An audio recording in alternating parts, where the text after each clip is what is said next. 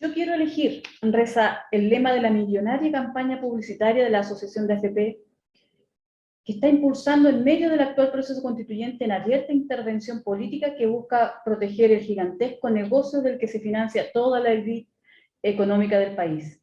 El objetivo de la campaña es instalar recelo ante los acuerdos de la Convención, apelando al individualismo que se ha sembrado durante décadas. Yo elijo qué hacer con mis ahorros previsionales, dice otra de las frases publicitarias dirigidas a los cotizantes del sistema, los mismos que no pudimos decidir si queríamos que nuestros ahorros se gastaran en esta campaña o no. El apelar a la libertad de elegir es una constante en el discurso de la derecha. Lo hemos escuchado con majadería en el último periodo, sobre todo cuando el proceso constituyente comenzó a replantear el acceso de la ciudadanía a los derechos fundamentales, que bien se sabe, en Chile aún son un nicho de negocio para la empresa privada. Apelan a la libertad de enseñanza y al derecho preferente de los padres a educar a sus hijos como valores esenciales, pero detrás de esta fraseología está la defensa inescrupulosa del comercio y de la educación a todo nivel, eso sí, con el subsidio del Estado. Lo mismo sucede en salud. Enarbolan la libertad de decidir entre el sistema público o el privado, pese a que solo el 20% de la población se atiende en el sistema privado. El 80% restante acude al sistema público a pesar de estar desfinanciado, porque recibe a todos los que discriminan las ISAPRES, a los viejos, a las mujeres en edad fértil, a los pobres. En el caso de las pensiones, tema con el que comenzamos esta reflexión, el descaro supremo. Hablan de libertad de elegir, los mismos que durante 41 años han parasitado el ahorro previsional obligatorio de las y los trabajadores del país a cambio de pensiones miserables. Pero, ¿podemos hablar de libertad de elegir las personas que vivimos en Chile? En marzo de este año, los habitantes de la comuna de La Higuera, en Coquimbo, votaron en una consulta ciudadana impulsada por el municipio a favor del proyecto minero Dominga, proyecto fervientemente rechazado por la ciudadanía debido a los efectos nocivos en el ecosistema. Los votantes consultados por los medios de comunicación esgrimieron la necesidad de trabajo y de desarrollo para la comunidad como razones para apoyar este proyecto. Hace 2 semanas fue muerto Juan II Catril, quien a sus 66 años trabajaba para Forestal Mininco, junto con otros miembros de su comunidad, dando cuenta con este hecho del conflicto fratricida incubado por las autoridades en complicidad con las forestales para dividir la lucha por las demandas del pueblo mapuche. Pero el problema es que antes el ingreso mensual de los comuneros no alcanzaba la línea de la pobreza, mientras que como subcontratistas de las forestales aumentaron a casi el doble del salario mínimo. En Chile, el 50% de los asalariados y asalariadas gana menos de 400.000 pesos mensuales, cifras que no alcanza para sacar a una familia de la pobreza, lo que obliga a recurrir al crédito para pagar la libertad, entre comillas, en la atención médica y la libertad de enseñanza de nuestros hijos, o simplemente para pagar el supermercado cuando no se alcanza a llegar a fin de mes. ¿Cuán libres son de elegir los habitantes de las higueras que votan por un proyecto contaminante, o los mapuches que trabajan para las forestales en la Araucanía? ¿Cuán libre es la voluntad plena en que nos mantenemos en trabajos con extensas jornadas y mal pagados? Lo que la derecha oculta cuando habla de libertad es que solo tienen posibilidad de elegir libremente a aquellas personas que tienen resueltas sus necesidades básicas. Una persona sin trabajo, sin la posibilidad de alimentar a su familia, sin poder otorgarle cobijo, salud o educación, es esclava de esas necesidades, y cualquier ofrecimiento que mejore, aunque sea un poco, la precariedad de la vida, va a condicionar el ejercicio de la libre elección. Es por ello que para hablar seriamente de libertad, con letras mayúsculas, el Estado debe garantizar la cobertura de los derechos básicos fundamentales, debe cubrir los requerimientos de las personas en estado de carencia, y eso se llama seguridad social. ¿Cómo está Miriam en este nuevo capítulo de debate social en nuestro programa? Estamos iniciando ahora en Universidad de Chile, Radio Universidad de Chile, este nuevo capítulo. ¿Cómo te ha ido? Muy bien, estamos aquí en Debate Social, como cada viernes a las 4 de la tarde, en este espacio que nos abre la radio que piensa, la Radio Universidad de Chile en la 102.5. Hablabas de libertad, Ana, esa libertad que nos promueven convenientemente cuando los favorece Claro. a ella, esa libertad que obliga al trabajador cesante a firmar un contrato por el mínimo en una empresa, si es que tiene suerte de que le sea formal el trabajo. Y si no, lo obliga a la precarización, a la informalidad, al ambulante. Pero si fuera, en el mejor de los casos, un contrato que seguramente a estos empresarios que nos promueven la libertad de elegir, nos hacen elegir ganar el mínimo en una empresa donde nos exigirán sin duda alguna el máximo. Así es que retumban en mi mente todavía las palabras, una excelente reflexión de introducción para este programa de lo que va a ser ahora el trabajo, su valor. Tendremos en esa tónica el programa de hoy. Así es, vamos a estar conversando con dos invitados en un rato más, que ven el trabajo desde distintos ángulos, y eso es la riqueza que nos van a entregar en un momento más. Sí, mira, el tema de la libertad te lo refriegan a cada rato por todos lados, la derecha habla, se llena la boca con esto de la libertad, o sea, el tema está en que carecemos de libertad para elegir en muchos casos. Sí, y hablaba de la AFP, esa libertad que solo nos permite elegir el nombre de la administradora, pero no el verdadero... ¿En qué sistema queremos cotizar? Sistema de seguridad social, no, es solo la libertad llega hasta elegir el nombre, nada más, todas funcionan tal cual. Y el trabajo está amarrado a ello porque somos los trabajadores, los clientes cautivos y obligados de estas administradoras. Entonces, el trabajo sin duda es lo que fomenta las riquezas, lo que aspira al país para adelante. El trabajo está en el centro de las aspiraciones de cualquier persona, constituye el medio para obtener el sustento para la familia, obviamente, y es esencial sentir esa seguridad de bienestar. Por tanto, debe constituir un derecho fundamental, y también esperemos que este Chile cambie, que luchemos por el apruebo, porque si muchos están asustados y invierten muchos millones en estas campañas, es porque seguramente a ellos les afecta y es bienestar para la mayoría. Están desesperados, se nota que están desesperados. Y tú decías muy bien, nosotros no tenemos la libertad siquiera de decidir si queremos que nuestro ahorro previsional se invierta en campañas. ¿Así? Estamos llenos de propuestas, nos llegan correos, nos llega de todo, está en los YouTube, en toda la publicidad están gastando pero una millonada, digamos, y eso indigna porque son los mismos de siempre.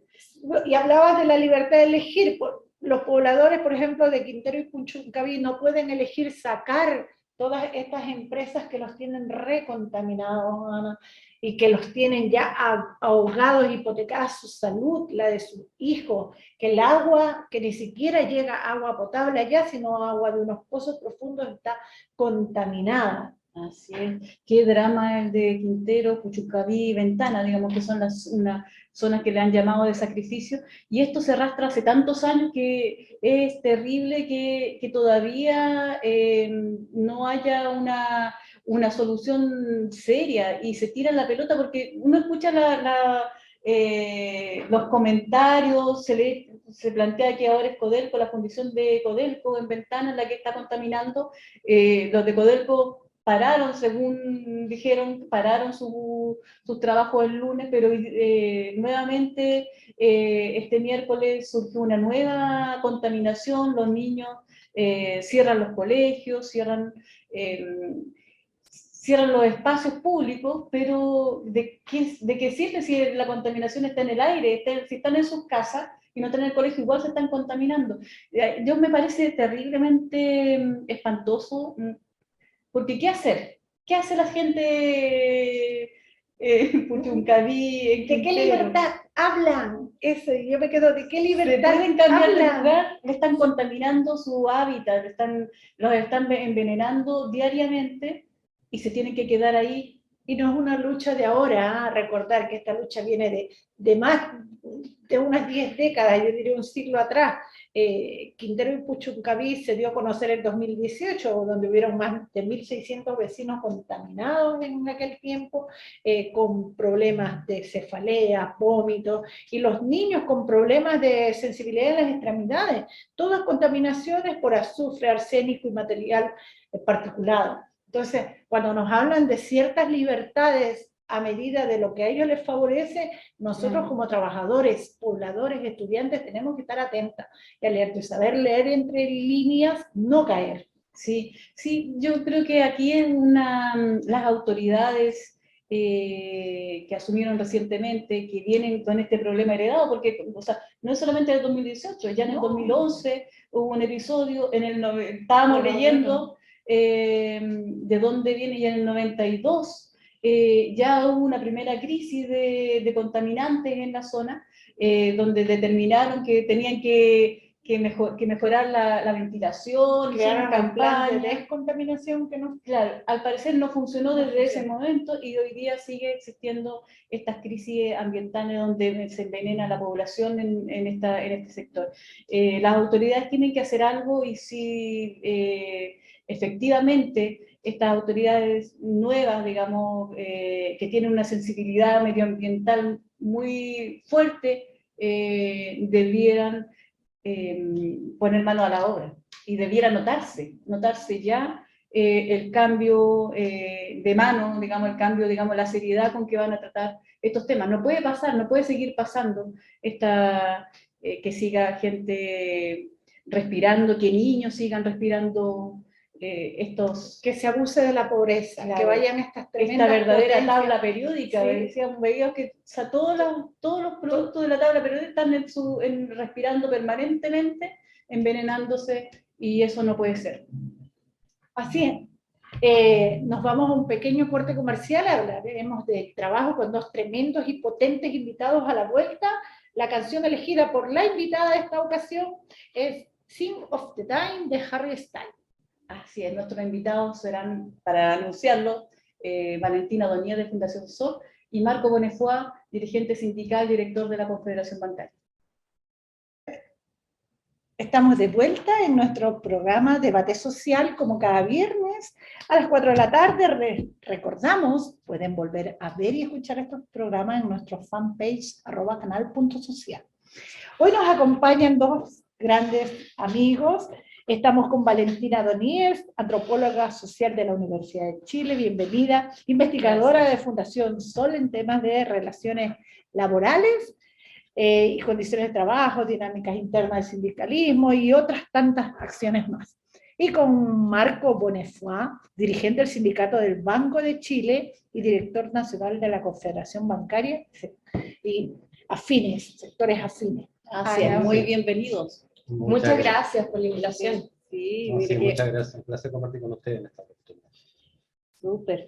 Mire, una primera pregunta que es casi imperdible en estos momentos es si han visto el borrador de la nueva Constitución y qué les parece en torno a los temas laborales, digamos, que es según una opinión que hemos estado viendo, nos parece bastante auspicioso. ¿Es para ustedes también auspicioso lo que se está viendo en el borrador de la nueva Constitución? Mira, yo he estado siguiendo bastante de cerca el debate, entonces la verdad es que me parece auspicioso, sí, como tú lo dices, es un buen concepto. Le faltan algunos temas, sin lugar a dudas, no es la redacción perfecta, por así decirlo, pero no vamos a ir por la perfección, además es una ley, es un marco normativo, y lo que hay que pensar, más bien, lo que se nos viene es pensar cómo eso se lleva a la realidad. Después de escuchar el debate y cómo se dio la discusión tanto en la comisión como en el pleno, se puede ver que finalmente se referendó, digamos, el concepto de libertad sindical como un aspecto que contiene tanto derecho a sindicalización, negociación colectiva amplia y huelga amplia también. Entonces me parece que ese es un primer aspecto importante. ¿Por qué? Porque, por ejemplo, en derecho de sindicalización se determinó, se detalló que pudieran ser tanto trabajadores del sector público como privado, que pudieran hacer sus sindicatos. ¿Ya? Eso no estaba en la antigua ley y obviamente generaba bastante dificultades en el sector público. Por otra parte, el derecho de negociación colectiva se detalló la posibilidad de negociar en distintos niveles. Eso también es una demanda del movimiento de trabajadores de muy larga data, ¿cierto? Claro, Que está fue- muy amarrado, digamos, todos los trabajadores a la negociación por empresa. Y la derecha, las propuestas de la derecha fueron justamente en decir, no, la negociación colectiva en la empresa en que laboran.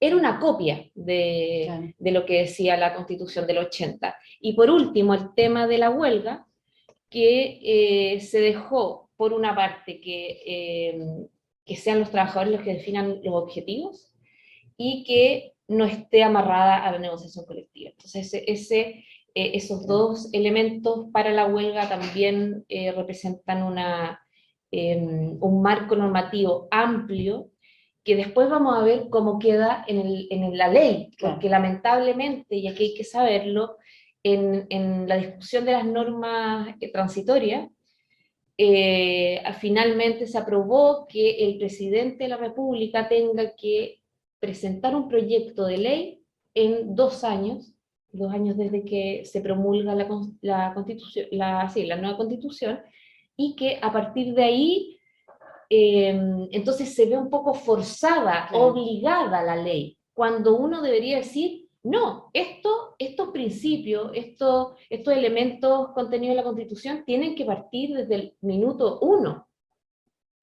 con o sin ley. Y ahí los sindicatos irán como palpando, construyendo organización, acción, etcétera, y después vendrá la ley, pero dejar a este Parlamento con 50% de fuerzas conservadoras y también con muchos que desconfían de los trabajadores. Es problemático. Ahí hay que esperar a ver cómo se Claro. trasvasita, digamos. Claro, y también me parece muy importante que los y las trabajadoras estén ahí para fijar las condiciones. O sea, no puede ser que la Constitución determine todas estas cosas amplias y después hay una ley que procedimentaliza, que limita, que, ¿me entiendes? Todas esas cosas. Son, claro, los temores. Claro. ¿Qué piensas tú, Marco, del borrador hasta el momento? Sí, mira, nosotros como Confederación Bancaria, la verdad es que intentamos de ser partícipes también de esta discusión, un trabajo muy responsable, hicimos un informe con la ayuda de nuestra abogada. Excelente informe. Con el trabajo de los dirigentes sindicales en base a nuestra experiencia, lo que necesitamos como dirigentes sindicales va a ser una labor que contribuya a generar mayor equidad, a que dé las herramientas necesarias para que los sindicatos podamos trabajar de la manera que permita que lo que se obtenga se refleje en mejorar la igualdad y la equidad en nuestro país. Y bueno, tuvimos, la verdad que quedó bastante bueno, y cuando lo comparamos con lo que se incorporó, finalmente arrojó el trabajo de la Convención Constitucional, la verdad que quedamos bastante satisfechos. Porque en materia laboral creemos que cumple casi con todo lo que nosotros creemos que necesitamos. Y claro, la verdad que no lo sorprende. Cuando sorprende el hecho de que cuando aparecen todas estas iniciativas que son dar justicia, veamos una resistencia inmediata de la derecha por frenar estos cambios. Cuando uno ve, cuando hicimos este trabajo, nosotros miramos el estudio comparado de países desarrollados, que ellos lo tienen todo. Entonces, ¿cómo por un lado queremos tener un Chile desarrollado, ¿cierto?, en materia económica? Y cuando hablamos de derechos de los trabajadores, pretenden mantener las condiciones que siempre han mantenido en Latinoamérica con toda esta precariedad, con esta insuficiencia de derechos de parte de los trabajadores. Yo en lo personal creo que si nos ceñimos al trabajo de la Comisión Constitucional, yo creo que en materia laboral ha sido bastante auspicioso, yo creo que nos entrega la herramienta en titularidad sindical, que es una de las grandes enfermedades que tenemos con tantas, donde negocian los grupos negociadores que están creados para debilitar a los sindicatos, y el hecho de que tengamos esa instancia, la titularidad sindical, que permite que sea el sindicato, en definitiva, que sea representante, como debe haber sido siempre, el que pueda participar y negociar y representar a los trabajadores, es una importancia.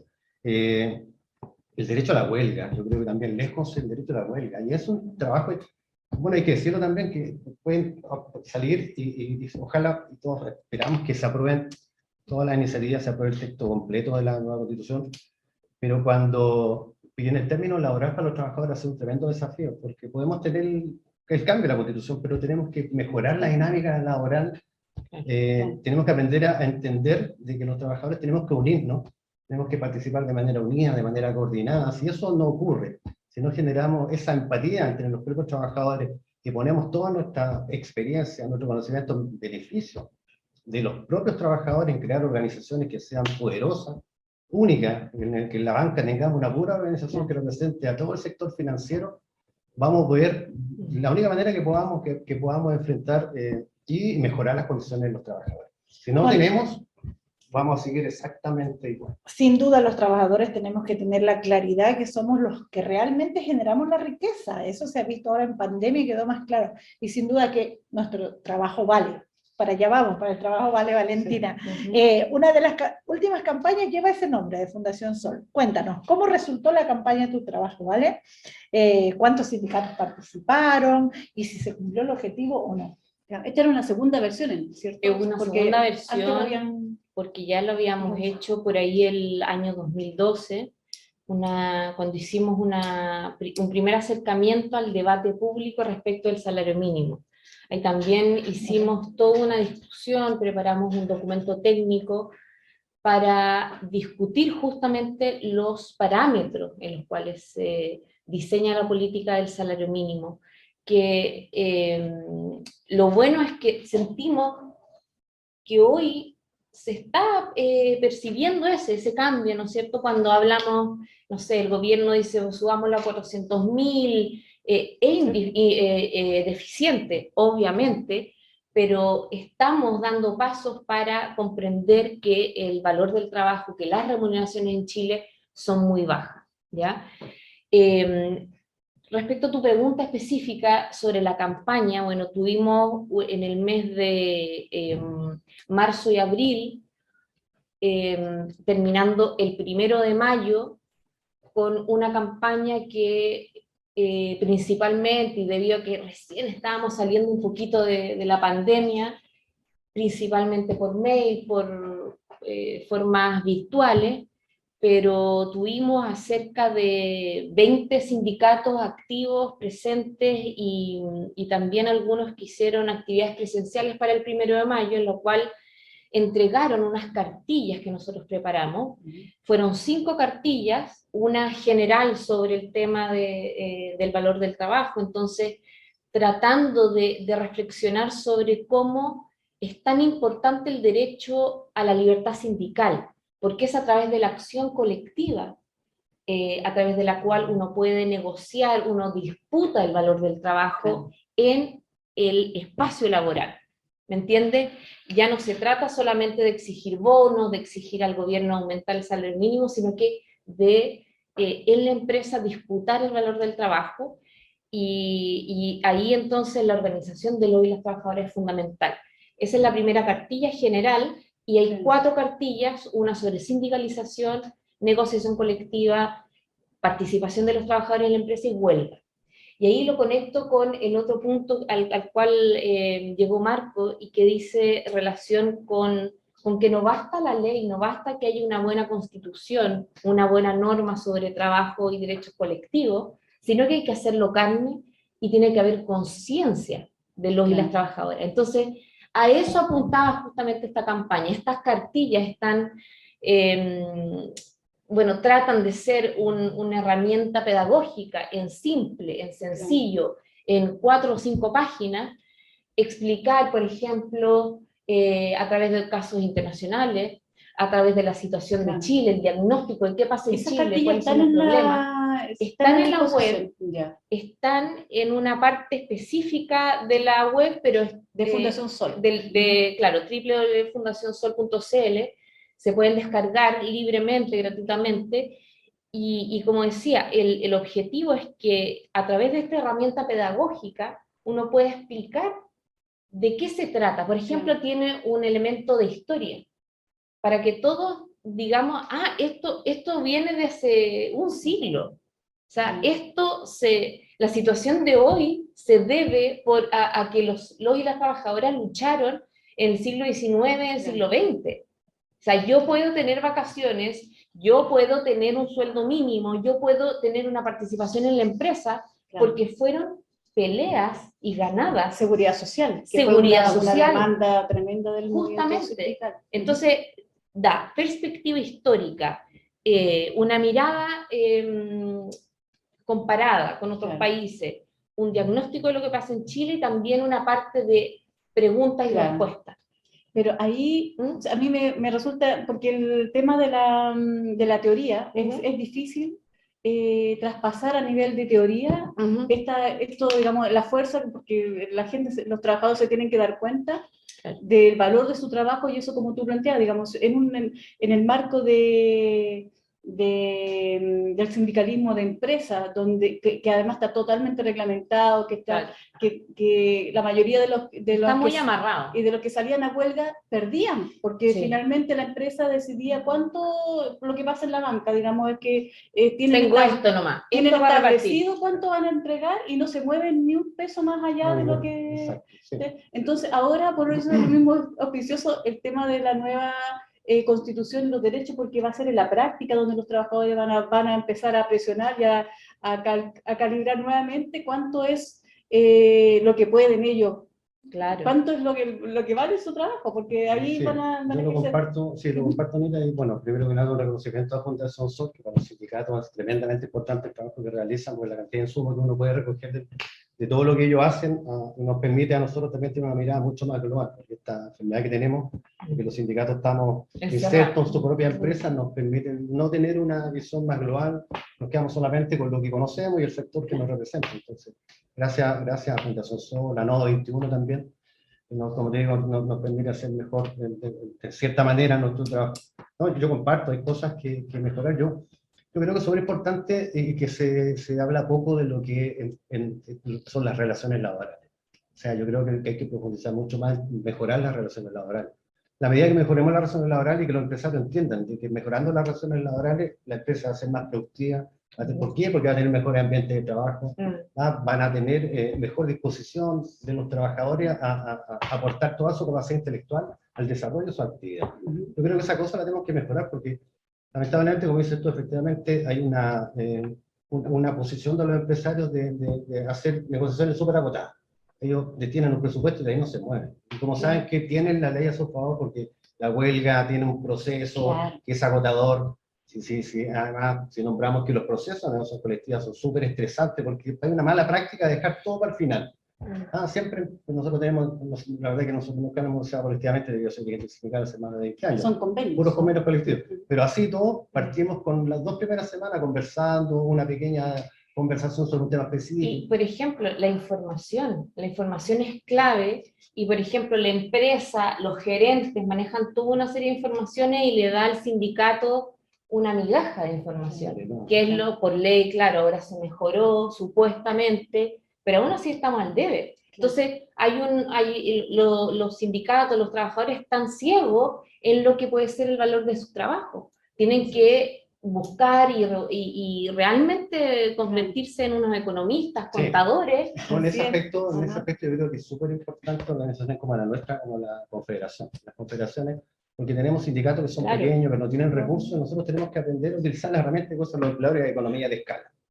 Entonces, muchas veces sindicatos no tienen la capacidad de contratar a un economista o no saben cómo buscar la información que requieren, que muchas veces está disponible en alguna parte en el sitio web, pero no saben cómo desarrollarla, cómo sacarla, Pero claro, cuando uno llega a esa información no la puede entregar. Entonces yo creo que el tener confederaciones, federaciones que tengan mayores recursos y que permitan entregar y pasear la información a la base, así que a sindicatos más pequeños, vamos a ir empoderando a los dirigentes sindicales con mayor capacidad de información, con mayores herramientas técnicas, de planificación, de estrategia. Y pensando pensando, digamos, en amplio, digamos, no en el sindicato, en la empresa reducido, sino que hacia los beneficios de los trabajadores. Yo quería no salirme del tema de las cartillas de Fundación SOS, porque está totalmente ligado. Una de las cartillas que ustedes sacaron era sobre la reparto de utilidades. Y ahí era muy interesante. La participación de los trabajadores en la empresa, que es un poco más amplia, porque en el fondo bueno, por el espacio no pudimos desarrollarlo más, pero en el fondo hay dos tipos de participación. Un tipo Claro. que es la participación solamente en las utilidades y otra parte de la participación en las decisiones de la empresa. Claro. Nosotros está vedado eso por un artículo del Código Laboral, que dice que el sindicato, los trabajadores no pueden negociar ningún elemento que tenga que ver con la facultad de administración. Claro. Claro. Entonces solo nos queda el derecho de participar en las utilidades, Que que también está bien reducido. está súper reducido, y se calcula entonces la utilidad para los trabajadores distinta de la utilidad para repartir los beneficios a los accionistas. Claro. Y es un abismo, además. Así es. Y por otro lado, también en esa misma cartilla señalamos que la ley chilena permite que una empresa que debe repartir el 30%, porque hay que decir, esa es la norma, pero permite que pague una gratificación garantizada de 4,75 ingresos mínimos mensuales, y eso se estipula como que ya hubiera cumplido Claro. con la norma. Claro. Pero para las grandes empresas eso es un chiste. Claro, el ejemplo del Banco Chile es pero crucial, porque aquí habla en la misma cartilla Sí, se plantea, dimos un par de casos. claro, se plantea, digamos, que los trabajadores por el ejercicio del año 2020, cada uno de los trabajadores de Banco Chile debió haber recibido, si de haber estado efectiva, digamos, este reparto de utilidad del 30%, 10,5 millones de pesos por concepto de pago de utilidad. Eso es impensable. ¿Cuánto recibieron? ¿Al 4,75? No, exacto, nos paga la gratificación garantizada, ¿sí? Y además ocupan una cierta cantidad de dinero para pagar bonos de productividad, que ya casi no existen de productividad, porque ahora el 70% de la masa laboral del Banco de Chile tiene incentivos comerciales. Ya casi todo el mundo es comercial, todo el que está de cara al cliente tiene incentivos, tiene un sistema trimestral que lo maneja el empleador a su antojo, que pone las condiciones, modifica cuando quiere, porque no está regulado. Las comisiones están reguladas, pero estos sistemas de incentivos no están regulados en la ley. Oye, eso es muy interesante. Entonces, claro, lo que hemos logrado interpretar y entender que ellos generan una bolsa de dinero, y en base a esa bolsa después... ¿Ves cómo la reparten? Exacto, ¿ven? Hoy día existen sistemas tecnológicos, algoritmos que permiten determinar cuánto es lo que yo quiero, lo que tengo que poner en la meta que le tengo que asignar a cada trabajador para asegurar de que no más el 30% gane. Bueno, pero eso permite que todo el mundo... es una caja negra. Nunca se llega a ser y además tú haces que el 100% de las personas quiera llegar allá. Todo. Entonces la meta se la suben. Y es más bien una zanahoria, ¿no? Y es súper perverso, es perverso, porque porque al principio te lo venden como un incentivo. Tú quieres ganar más, tú tienes la posibilidad de ganar más, te lo venden con incentivo, que al final se convierte en una obligación. Porque cuando tú vas, por ejemplo, te ponen un ranking, lo pegan en la muralla, un ranking de los que van primero, segundo, siempre hay primero y siempre van a haber último. Pero el estrés que le generas a los que van últimos, no, nosotros hemos podido determinar que gran parte de las enfermedades mentales en el Banco de Chile en general, de las personas que tienen este tipo de metas, están determinadas por el tema del sentido, porque además de que no está cumpliendo, sabe que si no cumple 2 o 3 veces o 3 trimestres, va a estar bajo la mira del jefe. Va a estar y te van a despedir, entonces es angustiante. Yo creo que hay cosas que hay que modificar. Y volviendo al tema de la gratificación, efectivamente, uno entiende en el oriente sindical lo que hay pequeñas empresas que no saben, que no tienen garantizada la gratificación, que no tienen utilidades, perdón. Entonces, claro, se creó el artículo 50, aparte 47, para que pudieran garantizar, tomando el riesgo del empleador de que si la empresa obtenía más que eso, o sea, menos que eso, pagaba, iba a pagar más. Al final, los trabajadores salían favorecidos, pero no eran para que los bancos, los bancos, las mineras, las grandes empresas, los holdings, exacto, estén pagando gratificaciones garantizadas. Eso es una vergüenza, es un abuso, y esas cosas son las que tenemos que modificar y cambiar. Así es. Marco, te quería preguntar, en marzo ustedes enviaron una carta pública también referente al pago de utilidades. ¿Cómo les ha ido? Cuéntanos un poco. Sí, le mandamos, porque nosotros, nuestro interlocutor directo debería ser la asociación de bancos, la confederación con la asociación de bancos, y consideramos que era prudente a raíz de todo lo que ha pasado, la inflación, que ha golpeado tan fuerte a todos los trabajadores en general, y viendo las tremendas utilidades que han obtenido los bancos, porque cuando cercano al 20% cuando todo el mundo pierde, los bancos cuando más ganan. Entonces, La entendiendo que hay... inflación le está yendo, pero es como un Exacto. anillo al dedo a los bancos. Exacto, entonces nosotros consideramos importante mandarle una carta a la Asociación de Bancos haciéndole presente que consideramos oportuno en esta oportunidad que el banco repartiera las utilidades, ¿cierto? Y que por último entregara un bono que compensara y que ayudara a que las personas pudieran enfrentar esta situación de aprieto económico. Además, justo con eso le pedimos también que frenaran los despidos, porque si hay un área de la economía que tiene tantos recursos para automatizar, para innovar, para incorporar tecnología en los procesos que significan posteriormente despidos, desplazamiento de la clase trabajadora, y que está impactado el cierre de sucursales, y que muchas otras cosas más van a venir, porque sin duda, como te digo, la incorporación de las fintechs, que son estos emprendimientos tecnológicos que van comiendo cada uno de los espacios de la banca, van a impactar directamente en el empleo bancario. Entonces le pedimos, entendiendo que ellos estaban muy bien, ganando mucho dinero, que suspendieran los despidos, porque distintas maneras nosotros creemos que debe haber reconversión, ¿vale? No hemos visto por ninguna parte que ningún banco que se sepa esté trabajando la reconversión ya de los puestos de trabajo que van a ser absorbidos por la tecnología. Y lo otro que le pedimos también a la asociación de bancos es que ya aplicaran las 40 horas, la jornada de 40 horas. Hoy día con la tecnología, en la pandemia, se demostró que perfectamente se podían trabajar menos horas, por lo tanto, si estoy ganando tanto, puedo perfectamente incorporar toda la tecnología, los canales que la banca tiene para dar servicio a los clientes, hoy día juegan en favor de poder facilitar que las personas trabajen menos horas y tengan mejor calidad de vida. Tuvimos la primera carta, no tuvimos ninguna respuesta. Enviamos la segunda carta con las mismas solicitudes. Tuvimos una respuesta finalmente de José Mena, que es el presidente exacto de la Asociación de Bancos, y donde nos termina diciendo lo que nosotros varias veces hemos ido a su oficina, hemos tenido conversaciones y nos han dicho, cuando hemos planteado temas que afectan directamente al sector de la banca, nos ha pedido que ellos no tienen facultades para obligar y para incidir en el resto de esos asociados para que tomen ese tipo de decisiones. En esta oportunidad... Son un club de conversación de los banqueros solamente. Exacto. Claro, así que, se juntan para comer galletas. Así que en relación a esa respuesta, nosotros buscamos los estatutos de la Asociación de Bancos y él dice que efectivamente ellos sí pueden y son interlocutores válidos. Así que uno puede determinar que no ha sido nunca la voluntad de ellos de hacerse cargo de... ¿Por qué? Porque a nosotros nos interesa, porque si hay un sector, bueno, reiterar que también están los mineros, pero el sector financiero tiene los recursos para generar una muestra de una relación sindicato-empresa que con todas las condiciones que lo trabajan. Exacto, claro, y tienen los recursos, vuelvo a insistir, tienen la infraestructura, tienen el talento, tienen profesionales que trabajan permanentemente y que podemos implementar una negociación ramal desde hoy, porque existen las condiciones. Podemos generar vínculos de acercamiento de tal manera que si hay una voluntad de mejorar las condiciones de los trabajadores, las podemos y estamos en condiciones de hacerlo. Pero no hay voluntad, entonces apelamos nosotros a ese... Pero sin duda los sindicatos van avanzando. Valentina, ¿cómo hacer que el trabajador se empodere y se crea que su trabajo vale?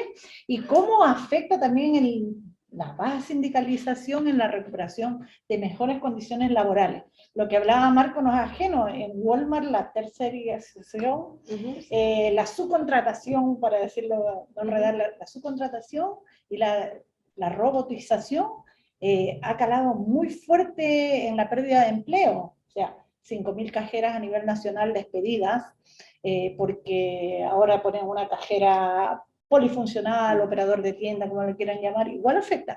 Aún así, la sindicalización en Chile es baja. ¿Cómo hacer? ¿Sabes qué, Miriam? Tengo la impresión de que la palabra no es que sea baja,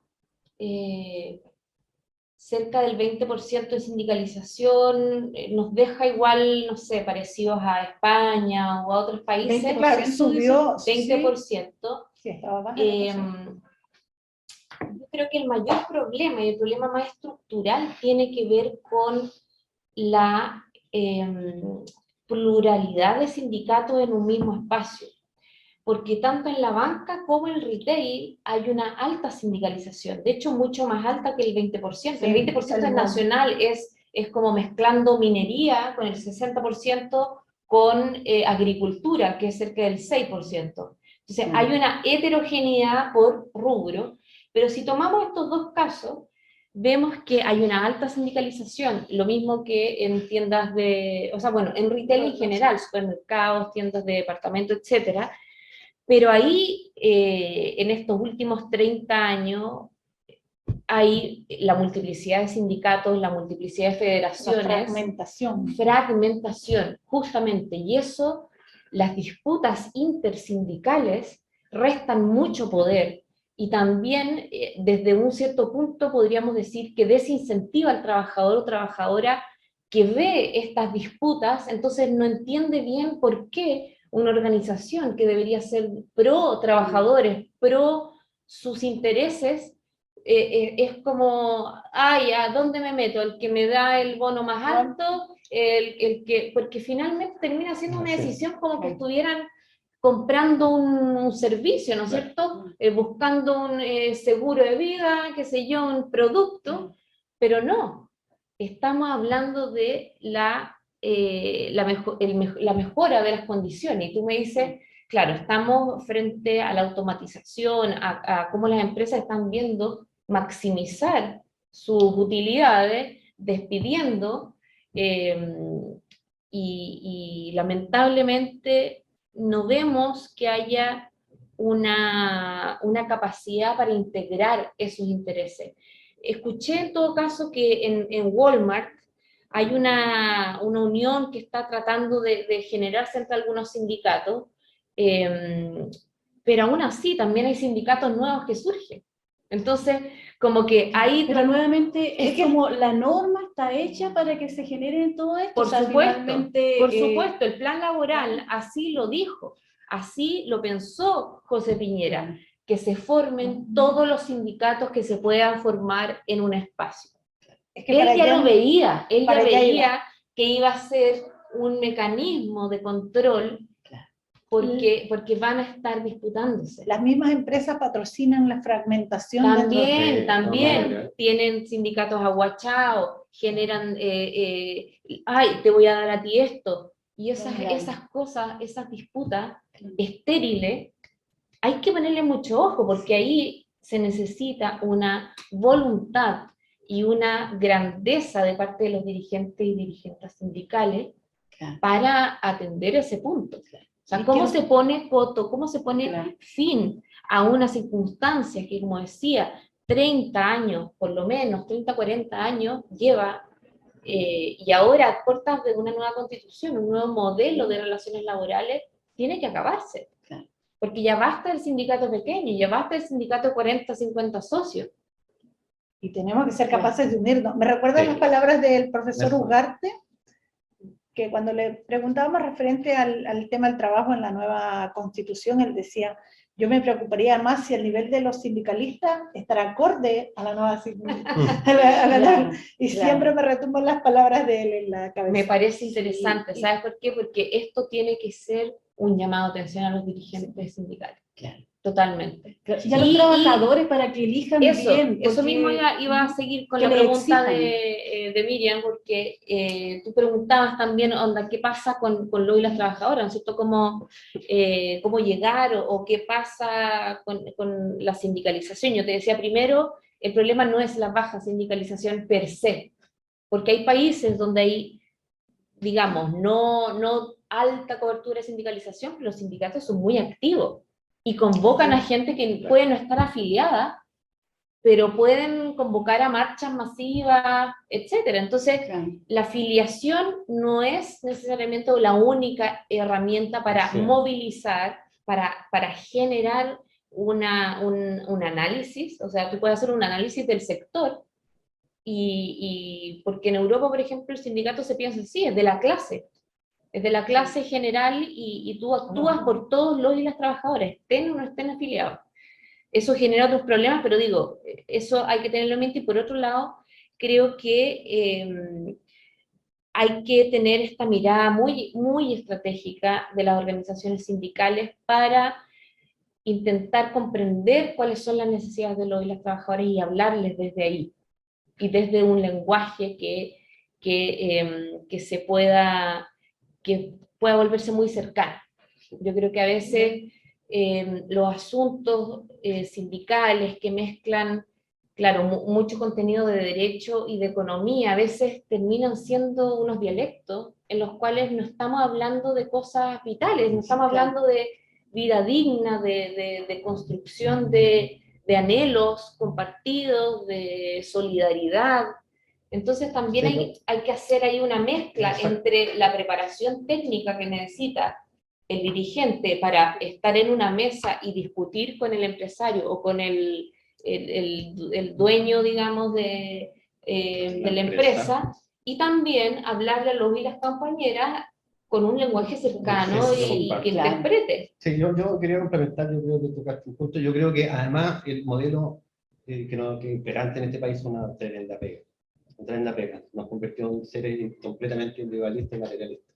Entonces sí, si hay una gran dificultad en el sindicalismo es producto del individualismo, gran parte. Es que hoy día busca la afiliación de acuerdo a quién me va a aportar económicamente la afiliación. ¿Qué regalo? Nosotros tenemos un problema, por ejemplo, ¿qué regalo me regalan? ¿Qué regalo me van a entregar ustedes?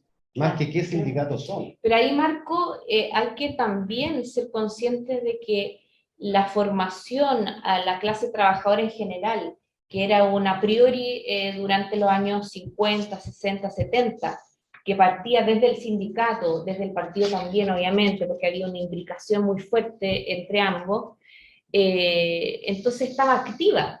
Y yo creo que hay que pensar en que el sindicato hoy en día, desde los últimos 30 años, se convirtió en algo muy ¿cómo decirlo?, muy técnico, ¿no es cierto? Negociar, todo el rato negociar. Y eso es complejísimo. Participar en juicio, ir a la DT. Entonces, todo el rato haciendo esas cosas, ¿y cuándo es la perspectiva? Un sindicato de trámite. De trámite. ¿Y cuándo piensa, por ejemplo, en hablarle al trabajador, en formarlo en temas políticos? En que deje de temerle a la política. Además eso se ha instalado, o sea, simplemente los sindicatos, o sea, hablan de que no, esto es política, no me meto, y esa despolitización de los trabajadores ha sido un tremendo favor a esta debilitamiento. Es que por eso te digo, Marco, hay una cultura individualista que se impuso sangre y fuego, pero hay que decir que tenemos herramientas para contraponernos. Entonces no hay que pensar que porque la hegemonía tiene esa característica sociocultural, cultural principalmente, que se impone, es que nosotros no podemos tener herramientas de contracultura. Entonces yo creo que hay que valorar esas herramientas de contracultura, hay que darles un nuevo significado, hay que crear nuevas herramientas. Yo valoro muchísimo, por ejemplo, de la Confe Bancaria, la pega que hacen con el diario, y que lo salgan a repartir. O sea, me parece que, porque hacen una pega virtual, digamos, por internet, por sus redes, pero también salen a la calle y tienen esa... Los dirigentes salen a conversar. Entonces, yo creo que hay que volver a eso, hay que reinterpretar, y probablemente nos vamos a equivocar, vamos a hacer cosas que nos sirven, pero así se hace, ensayo y error. Yo comparto, y de hecho tenemos un tremendo desafío tecnológico, hoy día con la gente teletrabajando, de qué manera llegamos a trabajadores, entonces vamos a tener que aprovechar esta tecnología a buscar los canales de comunicación que nos permitan transmitir nuestro mensaje. Pero yo cuando hablaba de que había hecho muy bien la pega, justamente tiene que ver con el plan laboral, con que haya criminalizado, que haya demonizado el sindicato, ¿no? Porque uno hablaba del sindicato y era hablar que inmediatamente comunista, y era contrario a la empresa. El trabajador no, yo no quiero nada saber con el sindicato. Y cuando hablamos de materia legal, hay gente que toma la decisión de sindicalizarse. Si el trabajador sabe que el empleador despide al trabajador. Claro, uno puede decir, sí, no, pero yo lo puedo demandar y lo van a castigar, ¿cierto? Van a pagar una sanción económica. Pero el trabajador está despedido. Entonces, esas cosas inhiben automáticamente la participación sindical. No hay una transparencia. Pero todavía hay bancos, o sea, sabemos de que existen bancos que benefician a los trabajadores que no están sindicalizados. No, de también, o sea, todavía hay múltiples practicantes sindicales. Yo creo que ahí también, obviamente, que es un tema importante. Bueno, al menos yo debo reconocer que en nuestro banco, al menos eso no ocurre. No, eso no ocurre. La verdad que hace mucho tiempo que hacemos un 80% de participación, tal vez por los intereses económicos del bono de término, porque ya tenemos un beneficio que se llama el cupo sindical, que permite que las personas que tienen más de 11 años, nosotros le daríamos un cupo y le pagan todos los años. eso ha incidido en que, pero yo también creo que los dirigentes hoy día debemos prepararnos mucho más, debemos entender hacia dónde va. Yo siempre trato de pensar hacia el futuro, ¿qué deviene para el futuro? ¿Qué nos depara? ¿Cuáles son los cambios, las transformaciones? ¿A qué nos tenemos de qué nos tenemos que preocupar? Eso nos da bastante resultado que tratamos de que la CONFE lo vaya aplicando. Y lo otro, que yo creo que los dirigentes también hemos aprendido bastante, es que tenemos que aprender a entender lo que hacen los trabajadores. Porque una vez que uno entiende lo que hace y el trabajo que desarrollan, tú permites saber de qué manera lo puedes ayudar. Porque si no te involucras directamente y pasa, efectivamente, como decía la Valentina, preocupada de los temas legales, no sé, del regalo de 80 años. Claro, no vas a tener idea. Exacto, y la gente no entiende, la gente no le ve la importancia al sindicato. Nosotros cuando hemos aplicado, cuando la gente ha ido que nosotros entendemos, cuando hablamos del mismo lenguaje sobre lo que hacen, ellos inmediatamente te validan, sienten de que tú sabes cuáles son los problemas que tienen, las dificultades. Cuando no ocurre, lógicamente uno entiende, bueno, ¿de qué me sirve estar si ni siquiera me van a poder ayudar? Bueno, estamos ya con el tiempo, ya terrible, el tiempo implacable, el implacable, el más feroz, dice una canción, pero es importante este tema, porque sobre todo la responsabilidad del dirigente sindical, pero también de los trabajadores de elegir, de fortalecerse, de involucrarse, de desechar a los dirigentes corruptos, que está lleno, digamos, y también fomentado por la empresa, fomentado por... Oye, pero ahí también tenemos un desafío. Nosotros hemos tenido problemas, que en más de una ocasión hemos sabido. Es que claro, cuando no hay una profesión que diga dirigente sindical, claro. Todos nacemos, ¿cierto?, de distintas maneras. Uno lo invitan, otros sienten que tienen desde que ingresan, claro, es vocación. Pero ¿qué pasa? Cuando nos ha pasado que hay dirigentes nuestros que se han sentido postergados económicamente, porque saben mucho, aprenden mucho y quedan estancados y ven que sus padres van avanzando con nuevos cargos, con nueva renta, y uno va quedando postergado. Claro, no solamente frustra, y muchas veces tenemos potenciales dirigentes sindicales muy capaces que después quedan frenados y se quedan en el status quo porque ven que económicamente no. Entonces yo creo que el cambio efectivamente en el futuro, creando organizaciones poderosas, como uno espera que tener organizaciones sindicales, va a haber esta discusión de que los dirigentes sindicales sean profesionales, tengan una capacidad, que no todas estas limitanzas vayan en contra de lo que es la capacidad de los dirigentes sindicales. Tenemos que terminar. Da para mucho más. Da para mucho más. Ahí tira una bomba, ahí una discusión que... Algo que nadie quiere abordar. Nos despedimos. Así que gracias, Valentina, gracias, Marco. No, a usted, hoy fue un placer. Muchas gracias por compartir aquí debate social.